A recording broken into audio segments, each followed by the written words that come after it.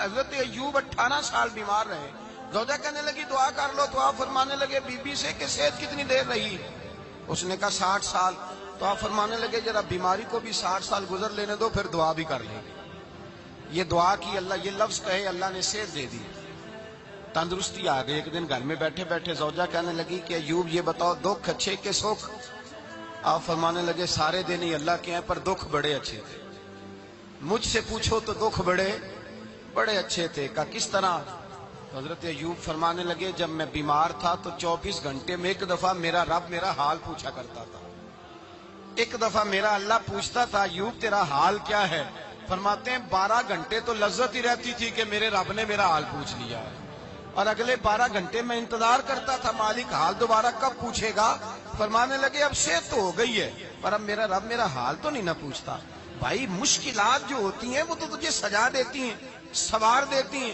تجھے یاد آتا ہے کوئی اپنا, جب تجھے درد ہوتی ہے نا, تکلیف ہوتی ہے, پھر تیرا دل کرتا ہے کوئی کندھا ملے جہاں میں سر رکھ کے رہوں. پھر اسی لیے تو کسی درویش سے کسی نے پوچھا تھا اپنا کون ہوتا ہے؟ تو کہا جو تجھے دکھ کے وقت یاد آئے وہ تیرا اپنا ہے. جو تجھے عین آزمائش کے وقت یاد آئے اور تجھے اس کا نمبر فوراً تیرے موبائل پہ چلنے لگے, وہ تیرا اپنا سجن ہے جس کو تو دکھ کے وقت یاد کرے. تو بھائی مشکلات کے بعد جو اللہ آسانی دیتا ہے, حضرت ابراہیم کو آگ میں بھی پھینکا گیا, حضرت ابراہیم علیہ السلام کو ستایا بھی گیا, نکالا بھی گیا, لیکن جب ان مشکلات سے گزرے تو میرا رب فرماتا ہے وَإِذِ ابْتَلَىٰ إِبْرَاهِيمَ رَبُّهُ بِكَلِمَاتٍ فَأَتَمَّهُنَّ قَالَ إِنِّي جَاعِلُكَ لِلنَّاسِ إِمَامًا. کہا جب ابراہیم پورے اترے تو پھر ہم نے انہیں امام بنا دیا. یا اللہ کس طرح کی امامت دی؟ فرمایا میں نے اتنی اعلیٰ شان عطا کی ہے کہ اپنے لاڈلے رسول کو جناب ابراہیم کی نسل میں پیدا فرما دیا ہے. میں نے مصطفیٰ کو ان کی نسل میں پیدا کر دیا, قیامت تک کے لیے ان کا وقار بڑھا دیا. اللہم صلی علی محمد وعلی آل محمد کما صلیت علی ابراہیم وعلی آل ابراہیم. ان کی عظمت بڑھا دی, اس لیے کہ جب وہ آزمائش سے گزر کر کے آئے پھر جو آسانی دی. میرے نبی پاک صلی اللہ علیہ وسلم نے دین ابراہیمی کی بہت ساری چیزوں کو رکھا, کہا میں ملت ابراہیمی پہ ہوں. جب کوئی مشکلات کو عبور کر کے آتا ہے, جب کوئی تکلیفیں سہ کر کے آتا ہے, اس کے لیے جو اجر ہوتا ہے, اس کے لیے جو پھر اللہ کتنی ذرا بڑی توجہ کیجئے گا. لوگ سمجھتے ہیں فلاں آدمی مشکل میں ہے تو شاید مشکل میں ہی رہے گا, فلاں آزمائش میں ہے تو شاید میرا اللہ فرماتا ہے ایک مشکل دے کے میں 2 آسانیاں بھی دوں گا. تم مشکل دیکھ رہے ہو, مشکل نہ دیکھو, وہ جو اس کو بعد میں آسانی آنے والی ہے, اور ڈبل جو میں اس پر نعمت کرنے والا ہوں اس کو دیکھو. حضرت یوسف کو بھائیوں نے کنویں میں ڈال دیا تھا, اور جب کنویں سے نکلے تو مصر کے بازاروں میں بکے, اور پھر زلیخا نے الزام لگایا تو حالات بگڑ گئے. حضرت یوسف کو جیل جانا پڑا. کتنی کٹھن زندگی تھی, لیکن میرے مالک کو کچھ اور ہی منظور تھا.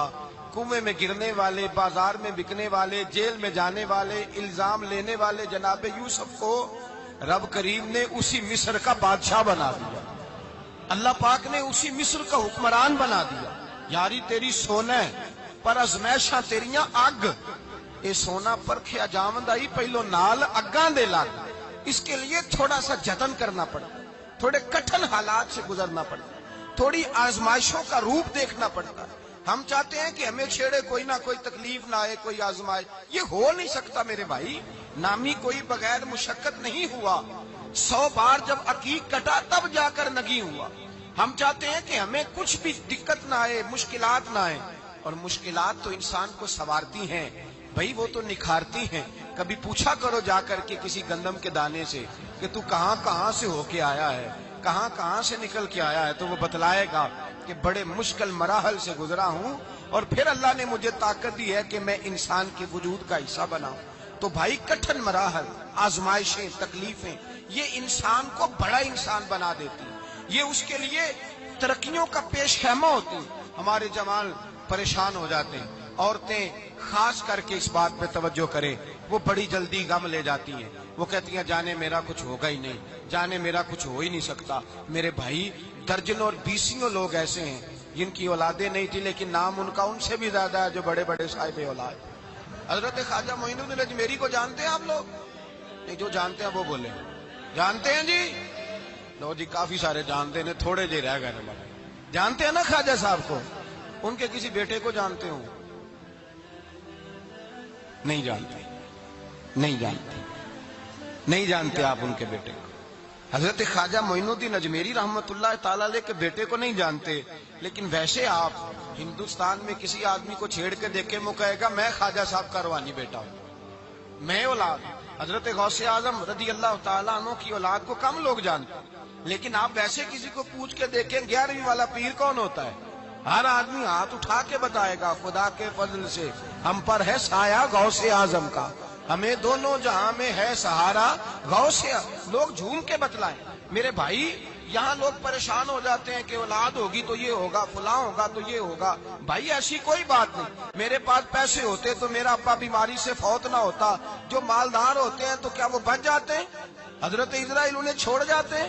او خدا کے بندے تو کیسی بات کر رہا ہے. یاد رکھ یہ جو آزمائشیں ہوتی ہیں, یہ جو تکلیفیں ہوتی ہیں, یہ جو تھوڑے سے مشکل حالات ہوتے ہیں. حضرت یونس علیہ السلام کی دوستی ہوگی حضرت جبریل امین سے. جناب جبریل ملنے آئے. حضرت یونس علیہ السلام فرمانے لگے جبریل میرا دل کرتا ہے مجھے اس بندے کی ملاقات کرا جو اللہ کا سب سے زیادہ عبادت گزار بندہ ہے. حضرت جبریل امین لے گئے دور دور فلسطین کے علاقے میں, اور لے جا کر ایک بندے سے ملاقات کرائی جس کی دونوں آنکھیں بھی کوئی نہیں تھی, دونوں بازو بھی کوئی نہیں, دونوں پیر بھی کوئی نہیں, اور اس بندے کی زبان پر لفظ بڑا کیا جاری تھے, یا اللہ تیرا شکر ہے, یا اللہ تیرا, بول کے کہیے یا اللہ تیرا, اے اللہ تیرا شکر ہے. شکر شکر کر رہا تھا. حضرت جناب سیدنا یونس علیہ السلام کہنے لگے میں نے تجھے عبادت گزار کو ملانے کو کہا تھا, تو کہاں لے آیا؟ حضرت جبریل کہنے لگے یا یونس یہ ہر چیز جانے کے باوجود اپنے رب کی رضا پہ راضی ہے. اس وقت دنیا میں نبیوں کے بعد جس سے اللہ سب سے زیادہ پیار کر رہا ہے وہ یہی بندہ ہے. یہ اپنے رب کی رضا پہ راضی ہے. اے تن میرا کنگی ہووے تے میں زلف سجن دی واواں, تے پوش میرے دی جتی بن جائے تے میں یار دی قدمی آواں. مارو مارو مینو مار مکاؤ کوئی عذر نہ پیش لے آواں, تے جے سونا ہی میرے دکھ وچ راضی, جے سونا ہی میرے دکھ وچ راضی, جے سونا ہی میرے دکھ وچ راضی, تے میں سکھ نو چلے ڈاواں. مانا کہ جب اس حال میں راضی ہے تو بس ٹھیک ہو گیا, ٹھیک ہو گیا. وصل اچھا ہے نہ فراق اچھا ہے, بس جس حال میں محبوب رکھے وہی حال اچھا ہے. بس جس حال میں انہوں نے رکھا بات ٹھیک ہو گئی. اس میں اب انسان شکوا کرتے پھرے کہ یہ کس طرح ہے وہ کس طرح, اپنے آپ کو مطمئن رکھا.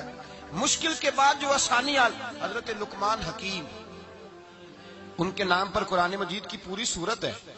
حضرت لقمان حکیم علیہ رحمہ آپ اپنے بیٹے کو نصیحت کر رہے تھے, کہنے لگے بیٹا کو مشکل آئے تو گھبرانا نہیں, کوئی مشکل آئے تو کرے بیٹوں کو سمجھ آ جائے کہ مشکل آئے تو, سمجھ آ رہی ہے بات کی, مشکل آئے تو. اور کیا خوبصورت جملے, بیٹے کو بٹھا کے کہتے ہیں بیٹا چھوٹی مشکل آئے گی تو اللہ بڑی مشکلات آسان کر دے گا. سمجھو چھوٹی مشکلات آئیں تو اللہ نے بڑی مشکلیں اس نے آسان کر دی. اور آپ کو بتاؤں اصل انسان ہوتا ہی وہ ہے جو مشکلوں میں جینے کا ڈھب سیکھ جاتا ہے, وہ بن جاتا ہے, جو کرب کے حالات میں جینے کا سلیقہ سیکھ جائے. اپنے بچوں کو یہ سمجھانا, حضرت لقمان بیٹے مشکل آئے تو گھبرانا نہیں, بڑی کو ٹال دیتی ہے, وہ نیکی کا اور آسانی کا پیش خیمہ ہوتی ہے. اللہ اس کے بعد آسانی سمجھا رہے ہیں. کچھ دنوں کے بعد کہنے لگے آؤ فلاں اللہ کے نبی کی ملاقات کو چلیں, فلاں نبی علیہ السلام سے ملنے چلتے ہیں. اس زمانے میں جو نبی تھے ان سے ملنے چلے گئے. بیٹے کو بات یاد تھی, گھوڑے پہ بیٹھے, امام ابن جوزی نے اس کو لکھا ہے, گھوڑے پہ بیٹھے تھے دونوں کے پاس گھوڑے تھے. اب رستہ بہت زیادہ تھا, کھانا ساتھ لے لیا, پانی ساتھ لے لیا, رستہ لمبا تھا, صحرا کا علاقہ تھا. جب جانے لگے تو اتنی سخت گرمی ہوئی کہ گھوڑے بھی بے ہوش ہونے لگے. اچانک ایسی گرم لو چلی کہ گھوڑے بھی. اب دونوں باپ بیٹا جو تھے وہ بڑی جوش میں تھے کہ جانا ہی جانا ہے. گھوڑے سے اتر کر کے پیدل چلنے لگے.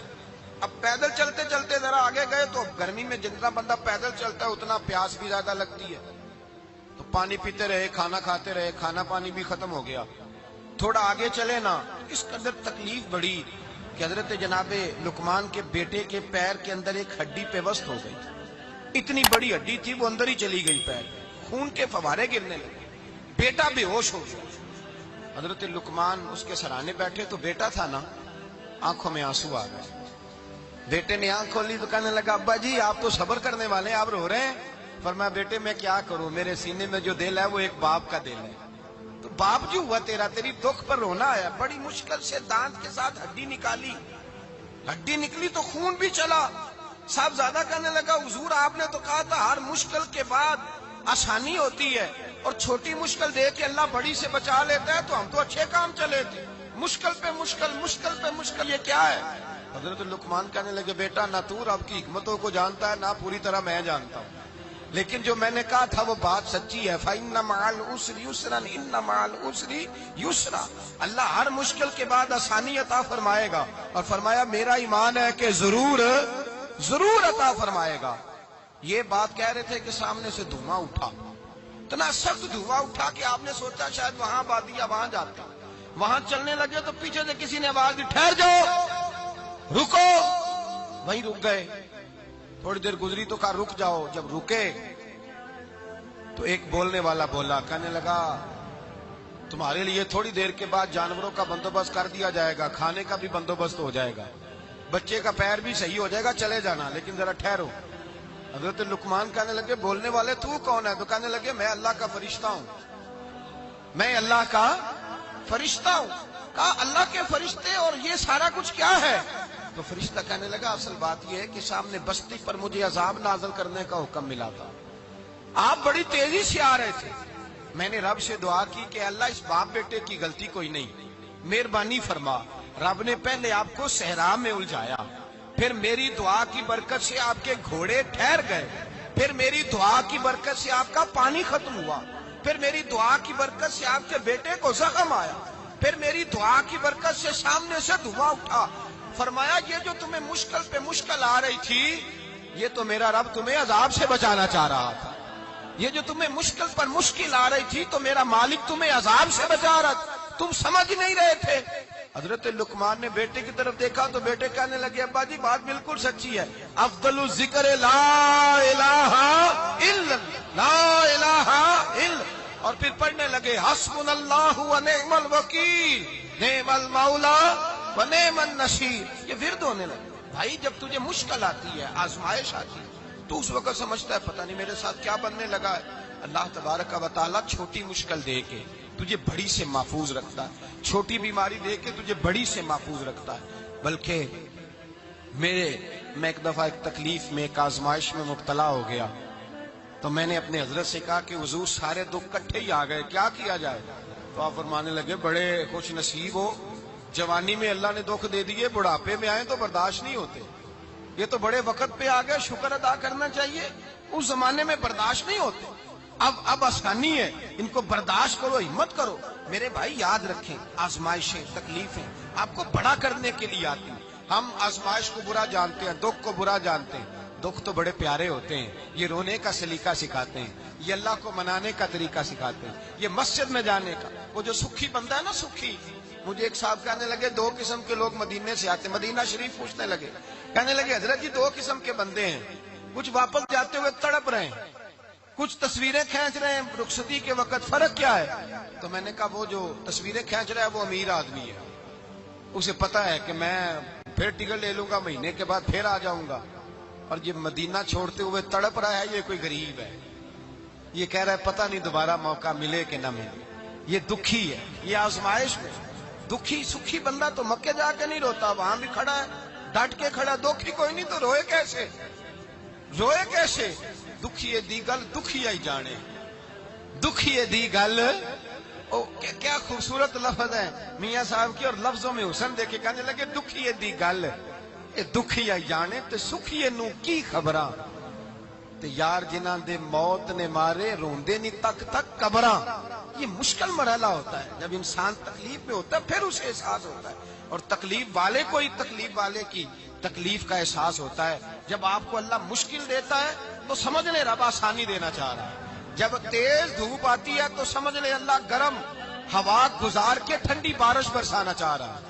اور جب چاروں طرف سے گھٹن ہو, پنجابی میں کہتے ہیں گما لگ جائے, تو پھر سارے بول کے کہتے ہیں اب جو طوفان آئے گا وہ سخت ہی آئے گا.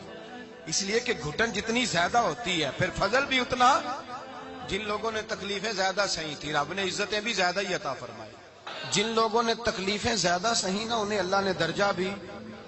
حضرت بلال حبشی نے بڑی تکلیف سہی, مارا کرتا تھا امیہ, بڑا مارتے تھے, اتنا مارتے تھے کہ موٹے, آپ نے کبھی دیکھے ہیں دیہاتوں میں موٹے موٹے پائے ہوتے تھے چار پائیوں کے, موٹے موٹے پان کی چار پائیاں اور بڑی چار پائیاں کافر بچھا کے بیٹھ جاتے اور حضرت بلال حبشی کے پیر ان کے نیچے رکھ دیتے, ہاتھ ان کے نیچے رکھ دیتے, آگ لوہا گرم کر کے اس کے اوپر ننگے بدن لٹا دیتے. مکے نے بڑی آزمائشیں دیکھی, پھر اسی مکے نے مدینے نے عجیب رنگ دیکھا کہ میرے نبی معراج سے واپس آئے اور حضور نے عظمت دی. فرمایا بلال یار تیرا بڑا مقام ہے, تو مدینے میں چل رہا تھا اور میں جنت میں تیرے قدموں کی آواز سن رہا تھا. کتنا تیرا مقام ہے, کتنا تیرا درجہ ہے, میں وہاں تیرے چلنے کی آواز سن رہا تھا. حضرت ابو بکر صدیق رضی اللہ تعالیٰ عنہ نے اس زمانے میں حضور کی نوکری کی جب دوسرا جانثار کوئی نہیں تھا. سارے لوگ تانے دیتے, کہتے ابو بکر تو اکیلا ہی سیاںا ہے, سارا مکہ مخالفت کرتا ہے, تو جان ہی نہیں چھوڑتا, سارا زمانہ مخالفت کرتا. ابو بکر صدیق نے مال بھی دیا, جان بھی دی, شہزادی حضرت عائشہ بھی دی حضور کی خدمت میں, ہر چیز لٹا دی. دنیا کو پتا اس دن چلا جس دن میرے رسول پاک صلی اللہ علیہ وسلم مسجد نبی میں بیٹھے تھے, درجنوں صحابہ تھے. حضور نے فرمایا ابو دردہ کو تو بلاؤ. جناب ابو دردہ حاضر ہوئے تو کہتے ہیں حضور کا چہرہ دیکھا تو ناراضگی ہے چہرے پہ. میں نے دیکھتے ہی کہا حضور آپ مجھ سے ناراض ہیں؟ حضور نے فرمایا ہاں میں ناراض ہوں. جب یہ لفظ کہے تو میں کانپنے لگا, حضور ناراض ہو گئے. میں نے کہا یا رسول اللہ میری غلطی. تو نبی پاک نے فرمایا تو میرے ابو بکر کی عظمت نہیں جانتا؟ حضور جانتا ہوں. حضور کیا ہوا؟ نبی پاک نے فرمایا کل تو گلی میں گزر رہا تھا, ابو بکر بھی گزر رہا تھا, تو نے سوچا ہی نہیں تو میرے ابو بکر کے آگے آگے چل رہا تھا؟ یہ خیال ہی نہیں آیا, تجھے پتا نہیں کہ جس نے میرے ساتھ نیکی کی میں نے بدلہ چکا دیا ہے. ابو بکر کا بازو تھام کے اللہ کی بارگاہ میں لے جاؤں گا, میرا رب بھی اسے بدلے عطا فرمائے گا. یہ عظمت, یہ شان, یہ بلندی اور رفعت مشکلات سے گزرنے کے بعد ملی. میرے نبی پاک صلی اللہ تعالی علیہ وسلم کے ساتھ مولا کائنات شیر خدا حضرت علی نے 9 سال کی عمر سے وفات شروع کی اور تا دم آخری حضرت علی نے وفا کی مصطفیٰ سے. کٹھن مراحل سے گزرے, کٹھن مراحل سے. حضرت علی کہتے ہیں میں ہر جنگ میں ہر جہاد میں ساتھ تھا, پر جس دن مکے اور مدینے سے آنے والوں کو حضور بھائی بھائی بنا رہے تھے, مہاجر اور انصار کو بھائی بھائی بنا رہے تھے, فرماتے ہیں میں تنہا کھڑا تھا, کوئی کسی کا بھائی بن گیا, کوئی کسی کا بھائی بن گیا, میں اکیلا کھڑا تھا اور میں سوچ رہا تھا کہ یار میں کدھر جاؤں. کہتے ہیں میں اس حد تک آیا کہ میرے آنسو بہنے لگے, لیکن میری مشکلات کو آسانی تب ملی جب مدینے کے چاند دھیرے سے اٹھے, میرے قریب آئے, میرا بازو تھاما اور فرمایا علی باقی سارے بھائی بھائی بن گئے ہیں, انت اخی فی الدنیا والآخرہ, تو میرا بھائی ہے, دنیا میں بھی میرا بھائی ہے, قیامت کے دن بھی میرا بھائی ہے. حضور نے اعزاز دیا اور غدیر خم کے موقع پر حضرت علی کا بازو تھام کے کھڑا کر کے حضور نے فرمایا من کنت مولا ہوں فہذا علی مولا, فرمایا جس کا میں مولا ہوں اس کے علی بھی مولا ہے. محبوب پاک سید عالم صلی اللہ علیہ وسلم نے جن لوگوں نے مشکلات برداشت کی پھر ان کو اعزاز ملا, ان کو درجے ملے, ان کے لیے جو آسانی. حضرت عثمان غنی نے صحابہ میں سب سے زیادہ مظلومیت کاٹی, سب سے زیادہ مظلومیت. 40 دن پانی بند رہا, کھانا بند رہا, تکلیف اور آزمائش کا وقت ہوا. امام جلال الدین سیوطی رحمت اللہ تعالی علیہ الحاوی للفتاوی میں لکھتے ہیں, کہتے ہیں جب حضرت عثمان غنی پر کھانا اور پانی بند تھا, ایک شام حضرت عبداللہ بن سلام ملنے گئے. اس شام, اس صبح جس شام حضرت سیدنا عثمان غنی شہید ہوئے, جناب عبداللہ ابن سلام کہنے لگے عثمان تیرا کیا حال ہے, کس پوزیشن میں ہے؟ کہتے ہیں جناب عثمان غنی کہنے لگے عبداللہ آج میں بڑا سکھ میں ہوں. کہا 40 دن بیت گئے, کھانا نہیں آیا, پانی نہیں آیا, تو آج کیوں سکھی ہو؟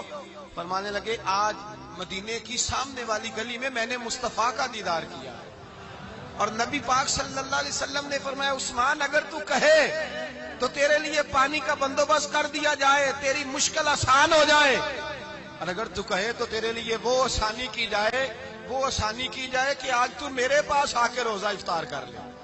تو حضرت عثمان غنی کہنے لگے میں نے مصطفیٰ سے عرض کیا حضور مجھے یہاں کا سوق نہیں چاہیے، مجھے وہ آسانی چاہیے جو آپ کے پاس افطار سے ملے گی۔ فرمانے لگے آج میں رخصت ہو جاؤں گا، افطار رسول اللہ کے پاس کروں گا۔ حضرت عبداللہ ابن سلام فرماتے ہیں پھر اس شام حضرت عثمان شہید ہو گئے۔ لوگ کہنے لگے عثمان شہید ہو گئے، اور میں کہنے لگا نہیں، انہوں نے جا کے نبی پاک کے دسترخوان پہ روزہ افطار کر لیا ہے۔